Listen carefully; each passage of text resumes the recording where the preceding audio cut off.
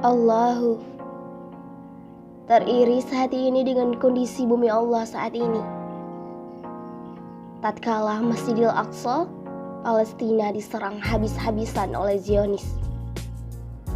Negeri ini pun porak-poranda dengan aturan buatan manusia. 75 pegawai KPK yang menangani kasus korupsi besar dinonaktifkan.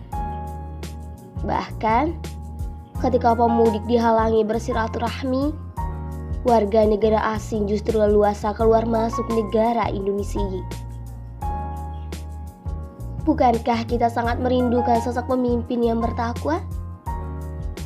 Seorang khalifah yang menerapkan aturan sesuai syariat agama, yang tak akan bungkam ketika saudara seiman dizalimi. Layaknya sosok Umar bin Khattab. Beliau salah satu sahabatnya Rasulullah dan juga merupakan khalifah kedua setelah Abu Bakar. Dan beberapa sifatnya yang sering kita dengar adalah memiliki sikap yang tegas, pemberani dan keras. Namun ternyata di balik sikap yang keras itu sob, ia memiliki sikap yang lemah lembut kepada rakyat kecil. Begitu besar perhatian dan kecintaan terhadap rakyatnya. Begitu maksimal dalam mengurusi dan mengayomi rakyatnya. Kala itu, seluruh bumi Hijaz tengah dilanda musim paceklik yang sangat panjang. Selama 9 bulan, bumi Hijaz mengalami kekeringan. Air dan makanan sangat sulit didapat. Padahal, itu semua merupakan sumber penghidupan. Sudah pasti banyak rakyat yang kelaparan.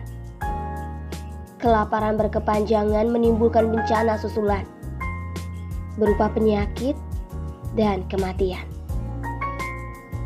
Hal ini membuat Amirul Mukminin Umar bin Khattab sedih sob. Sebagian besar dari mereka banyak yang mengungsi ke Madinah. Umar radhiyallahu anhu pun tak tinggal diam.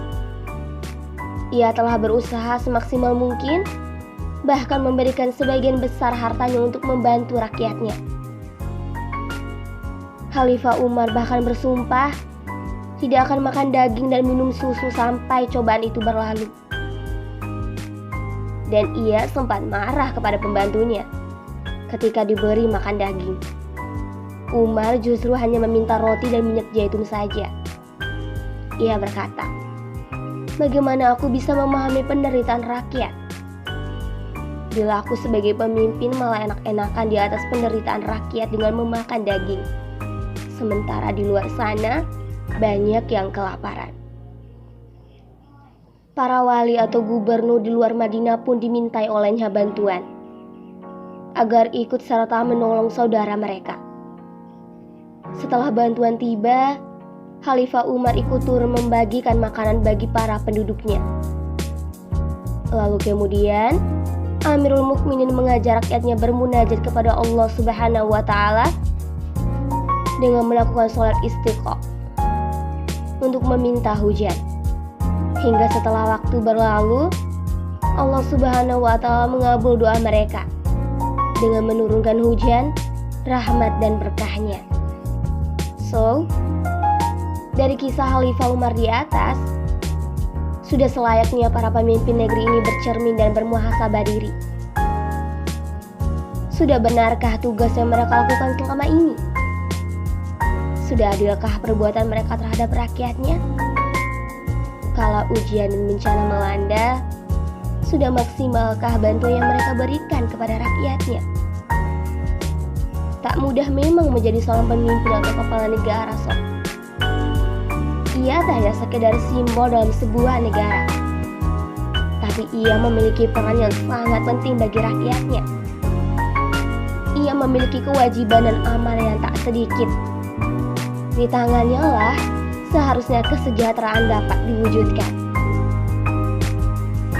Berbeda dengan saat ini sob. Orang telah berlomba-lomba untuk dapat duduk di tampuk kekuasaan atau untuk mendapat jabatan. Dahulu pun Rasulullah SAW pernah menolak permintaan salah seorang sahabat yang meminta jabatan kepadanya. Rasul berkata, kami tidak akan memberikan jabatan pemerintah ini kepada orang yang memintanya dan berambisi untuk mendapatkannya. Dan Islam tak sekedar mengajarkan ketakwaan dan kesolehan individu seorang pemimpin saja.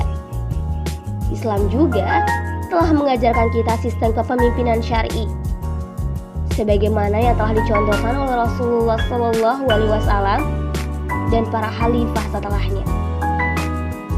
Sungguh, kita merindukan sosok pemimpin yang bertakwa dan perhatian terhadap rakyatnya. Begitupun dengan sistem kepemimpinan syar'inya. Kita harus merindukannya, bahkan berusaha untuk mewujudkannya. Tanpa sistem kepemimpinan syar'i, umat hanya akan mengalami kekecewaan yang berulang, dizalimi, dan dilupakan ketika sudah mendapatkan jabatan dan kekuasaan.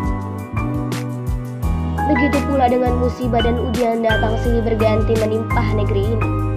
Bisa jadi merupakan teguran dari Sang Pencipta atas kelalaian dan kemaksiatan yang kita lakukan dengan tidak berhukum kepada aturannya.